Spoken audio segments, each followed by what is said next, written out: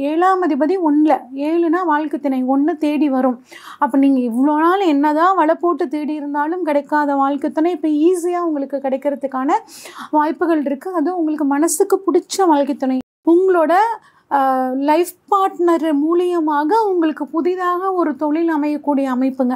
அதன் மூலியமாக ஒரு பண வருமானம் உங்கள் லைஃப் பார்ட்னருக்கு ஒரு பிஸ்னஸ் அமையறதுக்கான சூழல் இருக்குது. அப்போ கேட்ட இடத்துல கடன் கிடைக்குங்க. ஆனால் நம்மளால் முடியுமா அப்படின்னு யோசித்து பார்த்து கடன் வாங்கலாம். ஏன்னா எப்பயுமே குரு 6ல் இருந்தாருன்னா தேடி தேடி வந்து கடன் கொடுப்பாங்க.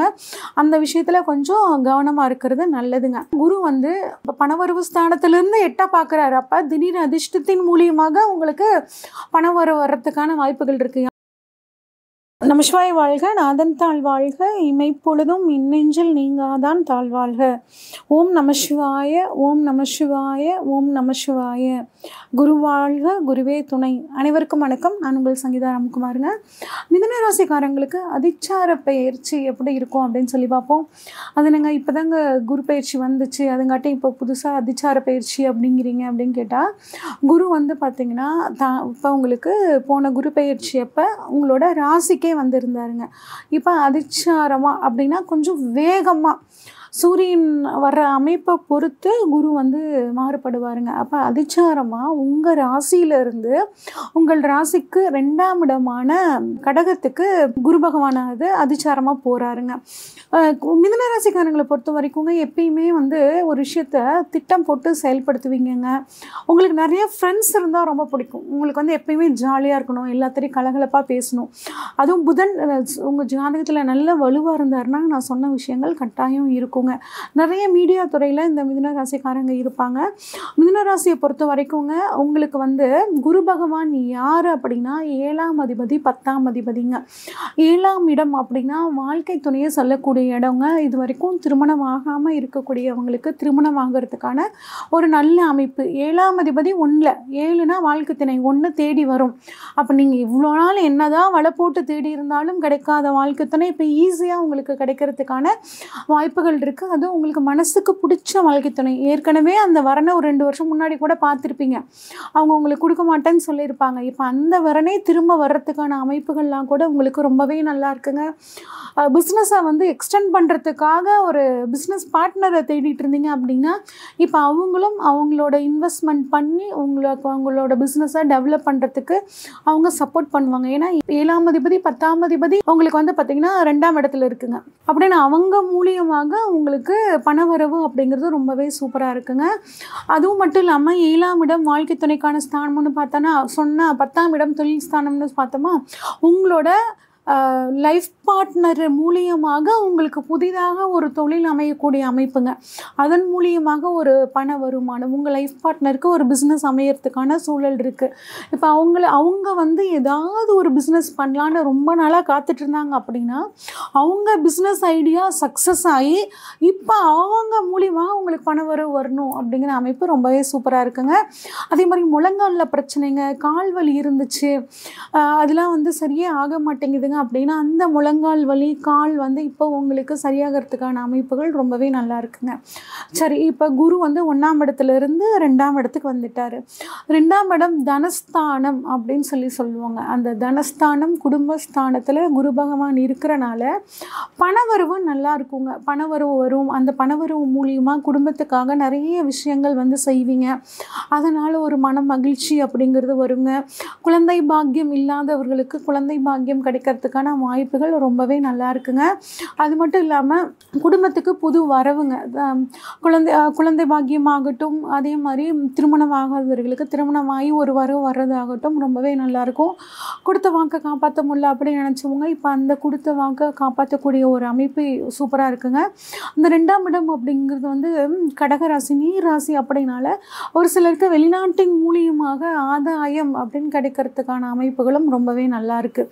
அடுத்து குரு பகவான் வந்து பார்க்கக்கூடிய இடங்கள் அப்படின்னு பார்த்தோம்னா குரு இருக்கிறத விட பார்க்குற இடத்துக்கு நல்லது பண்ணுவாருங்க. அப்போ 6ஆம் இடம் 8ஆம் இடம் 10ஆம் இடத்தை குரு பகவான் பார்க்குறாருங்க. 6ஆம் இடம் அப்படின்னா ருண ரோக சத்ருஸ்தானம். அப்படின்னு சொல்லுவாங்க.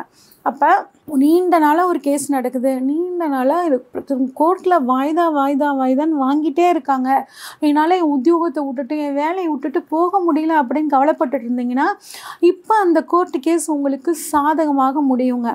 6ஆம் இடம் உத்தியோகஸ்தானம் 2ஆம் இடத்துலேருந்து 6ஆம் இடத்தை பார்க்குறனால உத்தியோகத்தில் ஒரு ப்ரமோஷன், உத்தியோகத்தில் ஒரு பதவி உயர்வு கிடைக்கும். அதன் மூலியமாக உங்களுக்கு பண வரவு அப்படிங்கிறது சூப்பராக இருக்க போகுதுங்க.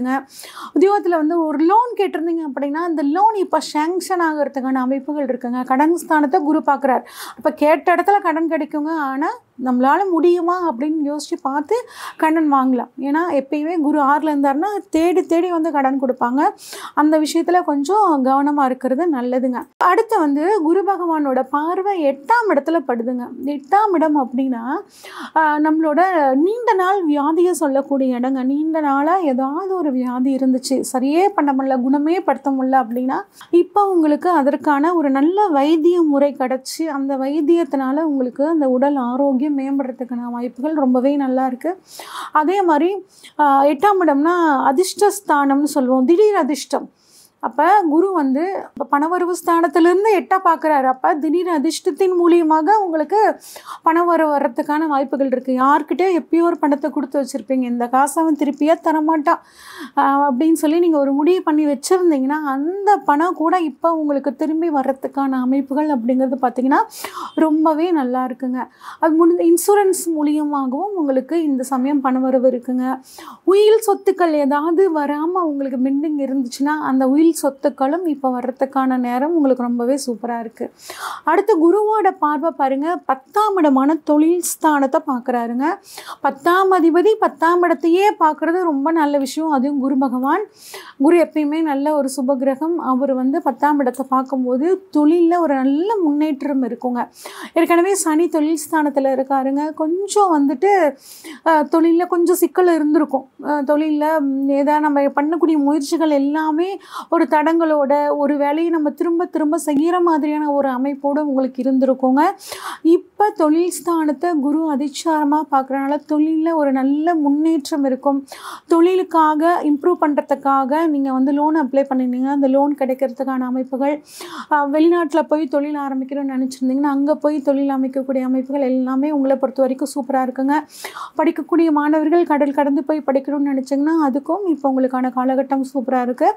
மிதுன ராசி பெண்கள் வந்து பார்த்திங்கன்னா இவங்களை பொறுத்த வரைக்கும் எதையுமே திட்டமிட்டு தான் செயல்படுவாங்க. இந்த சமயத்தில் திட்டமிட்டு ஏதாவது பிஸ்னஸ் பண்ணணும், இல்லை வீட்டில் இருந்தே ஏதாவது சிம்பிளாக தொழில் பண்ணணும்னா இப்போ அது உங்களுக்கு சாதகமான நேரம். ஏன்னா தொழில் ஸ்தானத்தை குரு பார்க்குறாரு.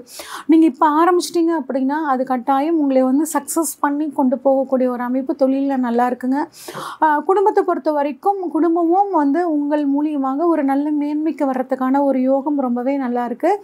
மிதுன ராசிக்காரங்களை பொறுத்த வரைக்குங்க புதன்கிழமையில் காலையில் 6 to 7 பெருமாள் வழிபாடு சகஸ்ரநாமம் வந்து கேட்குறதும் வந்து பார்த்திங்கன்னா உங்களுக்கு ஒரு நல்ல பலனை கொடுக்குங்க. அதே மாதிரி உங்களை பொறுத்த வரைக்கும் அம்மன் வழிபாடுங்க, குறிப்பாக திங்கக்கிழமைகளில் அம்மன் வழிபாடு பண்ணுங்கள். வயதான பெண்களுக்கு உங்களால் முடிஞ்ச உணவு தானம் பண்ணுங்கள். உங்களுக்கு குரு அதிச்சாரம் ரொம்பவே சாதகமாக இருக்கும்.